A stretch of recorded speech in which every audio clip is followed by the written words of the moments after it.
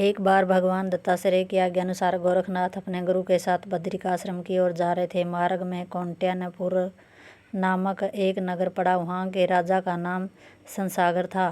उस नगर में पहुंचकर उन्होंने लोगों के मुंह से यह सुना कि राजा संसागर ने अपने पुत्र कृष्णागर के हाथ पांव कटवाकर उसे चौकी पर लिटाकर फेंकवा दिया है। उस बालक को देखने के लिए स्त्री पुरुष आ जा रहे थे और राजा रानी को भला बुरा कह रहे थे। गुरु शिष्य ने जब यह समाचार सुना तो उनके मन में बालक को देखने की इच्छा उत्पन्न हुई। वे बालक के पास जा पहुँचे।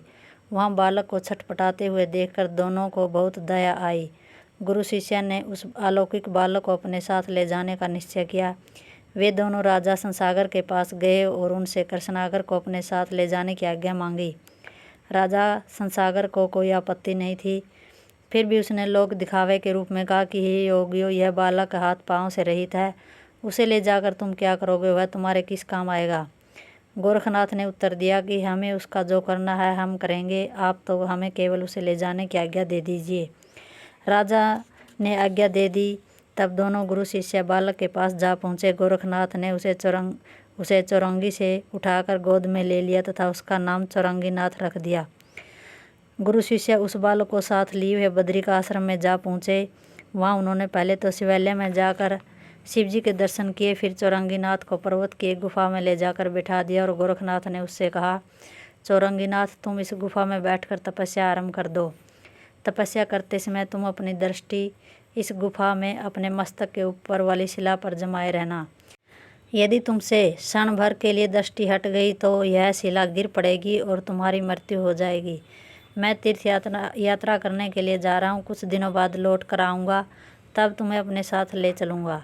चौरंगीनाथ ने यह बात स्वीकार कर ली। तब गोरखनाथ ने उसे कान में मंत्र दिया। तत्पश्चात योग बल द्वारा उस गुफा में अंधेरा कर दिया।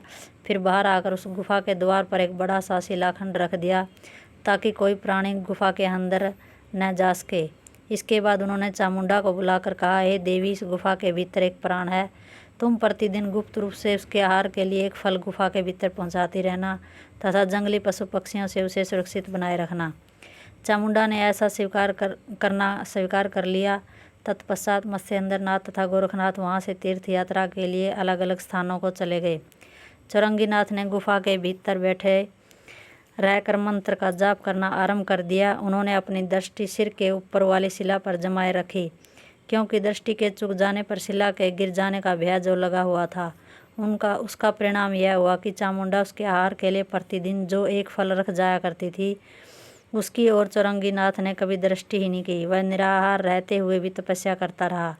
गुफा में उसके चारों ओर प्रतिदिन आने वाले फलों का ढेर लगता चला गया।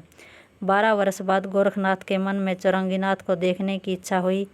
तब वह पुनः बद्रिकाश्रम में उसी स्थान पर जा पहुँचे। वहाँ गुफा के द्वार से शिलाखंड हटाकर उन्होंने अपनी योग शक्ति से प्रकाश प्रकट करके देखा कि चौरंगीनाथ मस्तक के ऊपर वाली शिला पर टकटकी लगाए हुए मंत्र जाप करने में मगन है।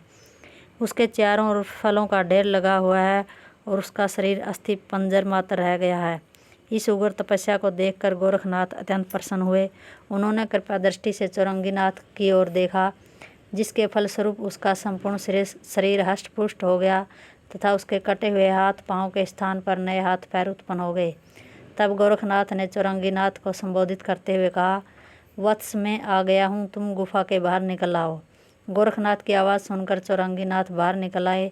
उसी समय चामुंडा ने आकर गोरखनाथ से कहा, मैं आपकी आज्ञा अनुसार प्रतिदिन एक फल गुफा में रखाया करती थी, परंतु इन्होंने तो कुछ खाया ही नहीं। गोरखनाथ ने उत्तर दिया, यह बेचारा तो प्राण चले जाने के भय से अपनी दृष्टि ऊपर वाली शिला पर जमाए बैठा था, फिर तुम्हारे फलों की ओर किस प्रकार देखता। चामुंडा गोरखनाथ से आज्ञा लेकर लौट गई। तब गोरखनाथ चौरंगीनाथ को साथ लेकर शिवालय में गए। वहाँ शिव पार्वती ने चौरंगीनाथ को आशीर्वाद दिया।